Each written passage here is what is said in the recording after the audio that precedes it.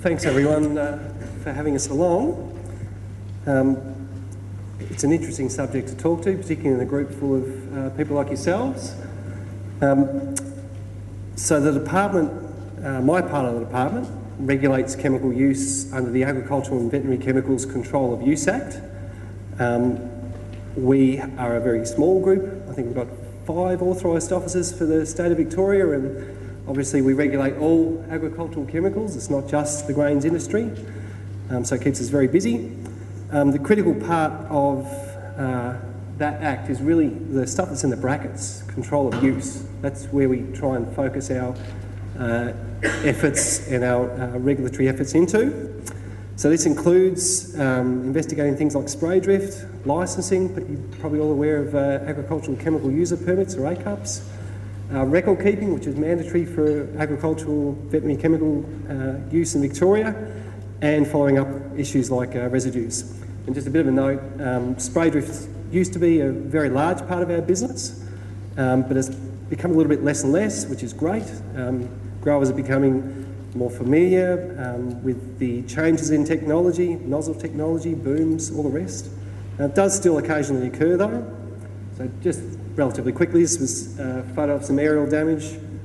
It hasn't really come up very well, but some aerial damage post Black Saturday, which resulted in, I think, a $20,000 fine plus $20,000 costs for the company involved. Our perennial problem, 2,4-D drift onto grapevines, which are particularly sensitive to that particular chemical. I think this photo is from some drift onto grapevines down near Colbert Avon from well, what we believe to be grain growers just over the other side of the hills. And yeah, again, drift from canola crop onto the adjoining crop. This was haloxyphop and clopyralid, which, as you can see, has caused pretty significant damage. So, residue management. Residue 101. Domestic MRLs are set by the APVMA, the Australian Pesticide and Veterinary Medicine Authority, and also Food Standards Australia and New Zealand. So there are 2 separate standards. They may differ depending upon a whole range of different factors, but put simply, FSAN's MRLs have to account for imported produce, whereas APVMA MRLs link directly to on-label use patterns or APVMA permits if they've issued any. So for example, in the horticultural industry, there are different MRLs for carbenism in orange concentrate to account for carbenism being used in other countries, whilst it's actually illegal to use in a variety of situations here in Australia. Good part about that is we recognise both standards and we'll take the higher MRL, so that provides the growers the most flexibility. It's a pretty common sense way to regulate. International MRLs are a whole different kettle of fish, and there's a lot of complexity involved in it. They can be set by the individual countries, or they can recognise a thing called Codex, which is an international standard. Australia doesn't recognise Codex. We set our own standards, as I've just explained. The problem with other countries' MRLs is if we go back to the APVMAs, which is linked with on-label use in Australia, their MRLs may not be the same as ours. Just because your produce meets an Australian MRL does not mean it'll meet an export country's MRL. You really have to understand the standards that you have to meet when you're exporting produce to another market. In some cases, if you use a chemical on label in Australia, you're actually guaranteed to breach an MRL because they literally will not have one. There's a fair degree of complexity to it. However, the NRS is a pretty critical tool when it comes to dealing with these sort of issues. So the National Residue Survey, the Department of Ag, or DAF as they used to be called, run the NRS based on levies. They conduct residue monitoring on behalf of industry.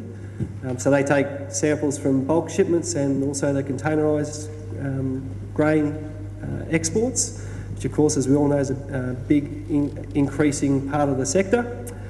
And I just spoke to Chris Williams, who works with Ian Reichstein in the NRS yesterday, just to get a bit of an update. And yeah, the GTA and GPA are really wanting the NRS to get a lot more coverage over containerised exports. It's recognised as a bit of a risk area. So in the past, where everything was pretty much bulk, if one grower had done something inappropriate with a chemical and had an unacceptable residue in his grains, that would be bulked and blended in a whopping great big silo. Again, it might be bulked and blended at the exporter, and you tend to dilute that issue down. In a containerised export environment where one grower just might be all their grain in that one single container, it creates, it sort of goes around that bulking and blending issue, and it might cause market access issues for us, because that one grower, if they have that unacceptable residue picked up in an export market, that importing country will start upping their residue monitoring. They pick up another one, they'll start upping it again. They pick up another one. Who knows what happens in terms of ongoing market access for all Australian growers. They're not just going to knock out Victoria, they're not just going to knock out New South Wales, it'll be everyone. In terms of checking export country MRLs, DAF, or Department of Ag, have a list of these MRLs on their website.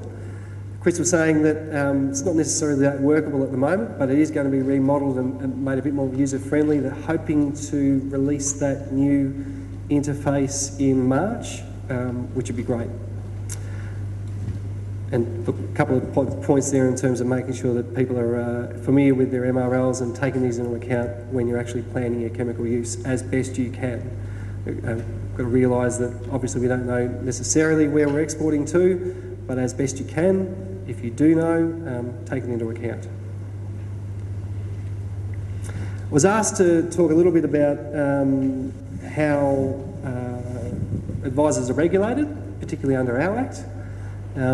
We don't have a specific section that relates to advisors, but we do have a specific section that relates to the provision of information. So it applies to anyone. It applies to a bloke talking to his neighbour over the fence, whoever it is. So Section 59 of the Act creates an offence for anyone where they provide information about a chemical or its use, or the circumstances of its use, that's likely to lead a person who relies on it to commit an offence, contaminate agricultural produce or stock, or injuriously affect plants. It's a lot more legalistic jargon when you look at the Act, but one of the critical words that I wanted to draw your mind to there is likely. It doesn't have to cause that person to commit an offence, it's just likely. They may not act on the false and misleading advice that they're provided. It's just the mere fact that false and misleading information was provided. So how does this actually work in real life? How do we sort of deal with these issues? This is a real life example that I had the fortune to actually investigate a couple of years ago now. It relates to a slightly different type of false and misleading advice, but it relates very much to the grains industry. So when it was a bit wet, a grains farmer got a pilot in to spray his barley crop with a selective herbicide for wild oats.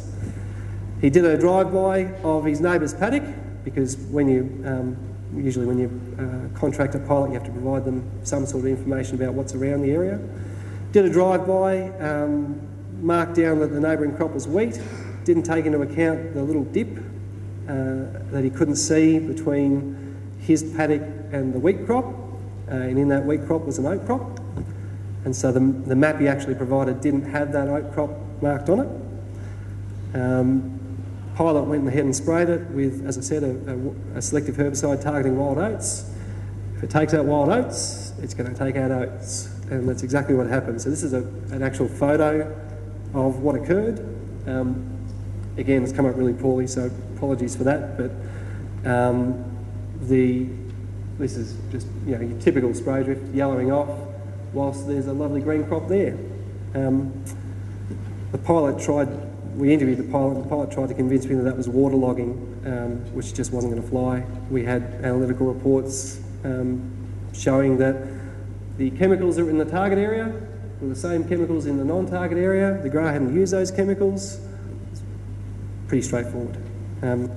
So the pilot committed the offence of causing spray drift to occur, and the farmer also committed the offence of providing false and misleading information. So the same thing might occur for advisors if they're telling people to use spray seed without an A cup. It's a restricted use chemical, you've got to have authorisation, you've got to have an A cup to use it. Another example might be if you're using a chemical at an above label rate. Another example which sometimes crops up is advisors potentially telling people to use phosphine in non-sealed silos. It's certainly not appropriate. We all know that those sort of chemicals have got to be used in sealed silos. So the management of contaminated produce, it's something that we've had a lot more experience dealing with in horticulture. Not to say that horticulture is particularly more contaminated, but it's a bit easier to trace back to an individual grower. We do get reports of contaminated grain every now and again from things like the NRS, but they're quite difficult to trace back past a silo when there could be 100 growers that have loaded into that silo. So the offence that we have is just a very simple offence. It's an offence for growers to sell contaminated produce. The definition of contaminated is that it contains a chemical above the MRL. It's really critical that the offence, that everyone understands, the offence only applies to the growers and not third parties. So if you're an exporter, you're exporting grain that you actually didn't know was contaminated, there's no offence for you. The reason why it's the growers is that we want it to link back to their chemical use. They need to be accountable for their chemical use. So we do have a few powers that we exercise, if appropriate, to deal with these sort of issues and make sure we protect Australia's clean and green image, which, as we all know, is worth a lot to us. We had a few issues of flutriafol and canola crop up in, say, the last 2 years, particularly the last 12 months. This was a really good one in that it was quite clear what had happened, and we were able to actually trace it back to an individual grower. So a grower supplied canola contaminated with flutriafol to a domestic processor, so it was a direct transaction, no middleman. So in terms of traceability it was quite easy. We went out there and did an investigation. Had he acted the grower? He couldn't get flutriafol treated fertiliser. Couldn't get his hands on it, so he did it himself, which is fine. The products are registered for that, it's not a problem. What he didn't do was adequately decontaminate the auger or the truck that he used to transport the treated fertiliser before he put the harvested canola in it. And we all know how much basically crap an auger can have in it if it's not cleaned out properly. And this is certainly, there was another issue where this was the case with another domestic processor as well. So what do? We issued a contaminated agricultural produce notice under the Act. There's a wide range of things we can do with these notices, but basically the idea is to stop that produce going any further. We don't need that risk to, as we said, Australia's clean green image. But, you know, we're not just trying to be the green police. We did work through a situation between the processor and the farmer, who both approached the issue with a great deal of goodwill, I must say, and we managed to negotiate processing of the canola, which was a good outcome. And when I say we're not the green police, it's something that is actually a core part of our chemical operations group. You know, if we wanted to be that sort of regulator, there's a whole range of records that generally if we step onto a farm, people aren't keeping, but you don't find us taking every farmer to court. You know, we just ask that if there are issues that crop up, people address them when we ask them to, and if they are re-audited, we really want to see them having addressed those issues. And in this sort of circumstance, the notice really serves as much as a pause to give us all time to think and plan about what we can do to deal with that produce. It's not a punitive measure. We don't do it to punish the person. It's just to manage the ongoing risk of that contaminated produce. So, a couple of take-home messages. We just really ask that advisors are aware of the risks associated with providing inappropriate advice. You guys are on the cutting edge. We're not by any means trying to inhibit you. We just want you to be aware of how you are regulated and some of the traps that young players can fall into, basically. But having said that, we're very open to someone ringing up and saying, Steve, I've got a hypothetical, this blah, blah, blah, X, Y, Z. We're really open to having those conversations. I've mentioned it again, we're not the Green Police. We don't get paid any more to take people to court, to prosecute people.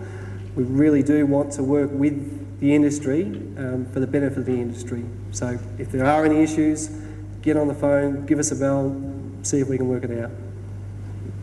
And that's pretty much me done.